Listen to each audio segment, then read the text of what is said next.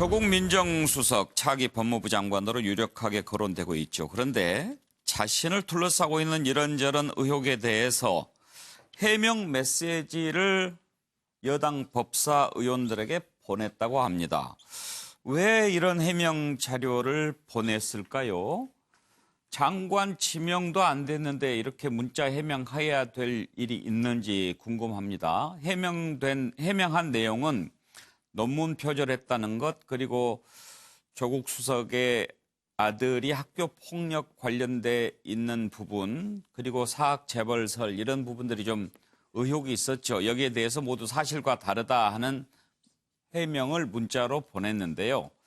여기에 대해서 자유한국당은 아직 장관 지명도 안 됐는데 무슨 해명이냐, 너무 일찍 김칫국 마시는 것 아니냐, 그런 비판을 했습니다.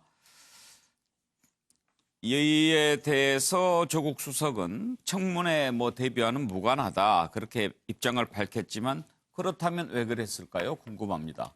관련된 녹취가 있나요?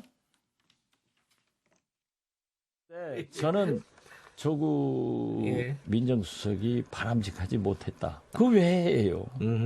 좀 성급했다. 성급한 거죠. 예. 그 왜 여당한테 보내요? 국회의원은 믿을 사람들이 못 됩니다. 그 받으면 기자한테 얘기하는데. 예. 그래서 나는 사리 긋지 못했다. 예. 그래서 좀 앞으로 그런 일은 안 했으면 좋겠다. 이렇게 생각합니다. 알겠습니다. 두 가지입니다. 조국 수석은 성급했고 국회의원은 믿을 사람이 못 된다. 얘기하면은 알겠습니다. 다 정치권에는 얘기한다 이거죠. 알겠습니다. 기자들이 가만히 있어요? 그럼요. 얼마나 성가시게 하니까 보여주고 하는 거지. 최진영 변호사가 조국 수석이 해명한 글을 SNS로 받아본 적이 있으시다고요? 그렇습니다. 저는 한 기자님을 통해 가지고 예. 최근에 이 내용을 받았는데요. 어. 내용을 봤더니만 이렇게 돼 있던 것 같습니다. 여당 내 의원분이 걱정하셔서 선제적으로 정리해서 보냅니다. 문제가 되면은 언론에 해명하겠지만 참조하십시오라고 하면서 내용을 세 가지를 했습니다.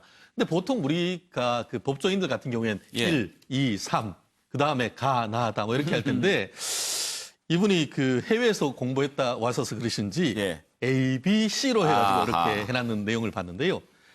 하나가 이제 논문 표절, 또 하나가 내부적으로 하고 제일 마지막 게 이제 본인이 가족들이 학원 재벌 아니냐 이런 우리가 한간에 떠도는 내용에 대해서 했는데 단순히 해명뿐만 아니고 특히 논문 표절 같은 경우에는 서울대에서의 논문, 석사학위 논문, 그리고 또 UC 버클리에서 박사학위 논문, 그리고 그 이외에 대학교에 있으면서 썼던 논문에 대해서 PDF 파일을 하나하나 다 인용을 해서 했는 걸 보면은 상당히 심혈을 기울여서 짧지만 핵심을 담으려고 했던 내용을 볼 수가 있습니다. 예. 과연 이와 같은 내용이 민정수석으로 있으면서 이렇게 한다는 게 과연 적절한지 내용을 보면서 그런 내용을 생각을 가지지 않을 수가 없었는데 말씀대로 여당 내의 의원분이 걱정했다고 하는데 이 걱정했다는 분이 누군지 정말 궁금하고 선제적으로 정리를 했다. 예. 이런 걸 보면은 정말 이 법무장관에 대한 어떤 의지가 굉장히 강하다라는 것을 느낄 수밖에 없었는 사건인 것 같은데요. 예. 실제 그와 같은 내용에 대해서도 상당히 좀 비판적으로 볼 수밖에 없습니다만 더더욱 이것을 전파하는 방법에 대해서도 비판적인 견해를 보이지 않을 수가 없는 것이 대통령의 가장 측근인 이 분이 다른 것도 아닌 해외 메신저인 텔레그램을 통해 가지고 전파했다는 점에서 사실 제가 저도 이제 변협 활동을 하면서 봤더니만 외국 같은 경우에는 이런 텔레그램 메시지나 이런 것이 외국에까지 서버에 갔다가 들어오는 그런 문제 때문에 미국 같은 경우에는 이런 부분 자체가 어떻게 보면은 국내법 위반이 아닌가 하는 그런 얘기가 있을 수가 있습니다. 보안을 신경을 쓰면서 오히려 그와 같은 아주 은밀한 내용이 해외까지 서버에 들어갔다가 나올 수 있는 그런 부분에 있기 때문에 내용도 과연 적절한지가 의문이고 다른 것도 아닌 해외에 보안이 강화된 텔레그램이라는 메신저를 썼다는 그 부분에 대해서도 국민의 시선이 곱지 않다라고 보인 것 같습니다. 예. 최진영 변호사는 법사위원도 아닌데 최진영 변호사까지 SNS로 그 문자를 받아볼 정도면 상당히 광범위하게 퍼져 있는 이미 모양이네요. 사실 아는 사람들은 다 아는 것이 아닌가 생각합니다. 정계남 교수도 받아보셨나요? 정치권에 좀 약간 거리를 두고 있습니다. 제가 받아보지는 못했는데요. 예. 저는 오늘 청문회 윤석열 검찰총장 청문회장을 보면요. 윤석열 총장 후보자와 저는 조국 교수가 딱 대비돼 보여요. 무슨 얘기냐면 예. 윤석열 총장 후보자의 책상을 보시면요. 아무것도 없습니다. 메모지밖에 없습니다. 근데 우리 조국 수석은 모의고사 체질인 것 같아요. 지난번 인사청문회 때도요. 예. 인사청문회가 아니죠. 뭐 청문회 그 민정수석 출석해야 국회 출석해야 되는 상황에서 뭐 옥신각신 끝에 결국은 나왔잖아요. 아마 정무위 출석이겠죠. 네네. 네. 이만큼 자료를 가지고 오셨더라고요. 예. 그럼 뭐 견출지 칼라프란 거 다 들어가고 밑줄 긋고 형광펜 떼고 이게 아마 조국 교수 스타일인 것 같아요. 조국 수석이죠. 자, 저는 모의고사 체질이 지금 발동된 게 아닌가 싶은 겁니다. 그러나 좀 우려스러운 것은 지금 이런 일은 지명 이후에 해도 얼마든지 할 수 있습니다. 오늘 윤석열 총장 후보자처럼 어떻게 보면 소신과 식견을 가감없이 얘기할 때 오히려 더 힘이 저는 있을 수 있다고 보거든요. 그런 면에서 본다면 뭐 여당 의원들이 또 여당 의원 보좌진들이 청문회에 대비해서 이걸 뭐 서로 한번 준비해 본다 뭐 이런 정도라면 모르겠습니다만 본인이 지금 그럴 겨를이 있는지라는 측면에서 본다면 설득력이 좀 떨어지는 좀 부적절한 행동으로 국민들이 볼 수 있겠다. 뭐 저는 이런 판단입니다. 예. 황장수 소장께서도 김치국 먼저 마시는 것 같습니까? 법무장관은 따놓은 당상이고 나보다 더 실세가 아닌 윤석열이한테도 꼼짝 못 하는데 앞으로 내가 청문회 가면 다 꼼짝 못 하겠지만 그래도 여당 의원이 신경 써서 좀 막아라.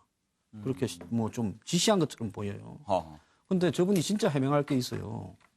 재산이 2017년 8월에 49억 8,900인데 지금 1년 한 반 만에 2019년 3월에 54억 7,600.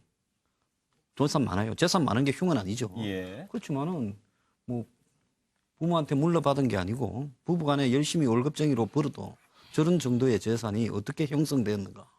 그다음에 1년 반 만에 5억이 늘었잖아요.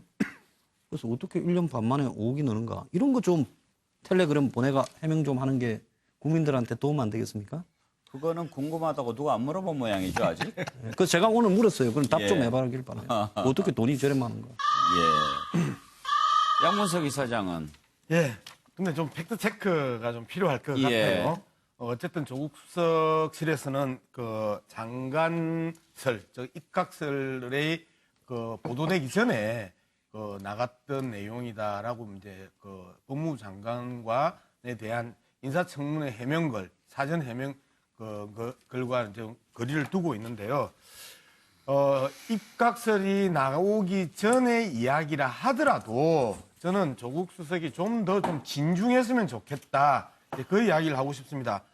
좀 억울함이 못 참는 이제 그런 스타일이 이제 조국 수석의 이제까지의 SNS 그 관련 글들인 것 같은데 우리가 일반적으로 그 이 명언들 보면 명언들 중에 비난은 유명한 사람들이 내는 세금이다 이런 표현도 있거든요.